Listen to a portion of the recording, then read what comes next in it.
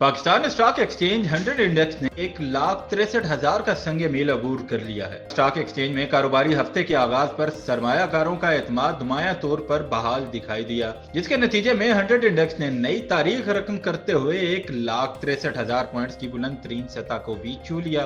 पीर के रोज मार्केट का आगाज मस्बत अंदाज में हुआ और कुछ ही देर बाद इंडेक्स में तेजी देखने को मिली। एक मौका पर पीएसएक्स 100 इंडेक्स 854 पॉइंट्स के इजाफे के साथ 1,63,111 पॉइंट्स पर रिकॉर्ड किया गया, जो पाकिस्तान स्टॉक मार्केट की तारीख के सबसे बुलंद सतह है। अगरचे बाद में कदरे कमी आई, ताहम इस वक्त भी 100 इंडेक्स 1,62,912 पॉइंट्स पर ट्रेंड कर रहा है, जो कि इंतहाई मजबूत कारकर्दगी को जाहिर करता है। याद रहे कि इससे कबल 26 सितंबर को भी मार्केट ने मस्बत रुझान दिखाया था, जहां 100 इंडेक्स 2,976 पॉइंट्स इजाफे के बाद 1,62,257 पॉइंट्स पर बंद हुआ था। मुसलसल तेजी के इस रुझान ने ये जाहिर किया है कि सरमायाकार पाकिस्तान की मईशत के मुस्तकबिल के बारे में पुरुम्मीद हैं।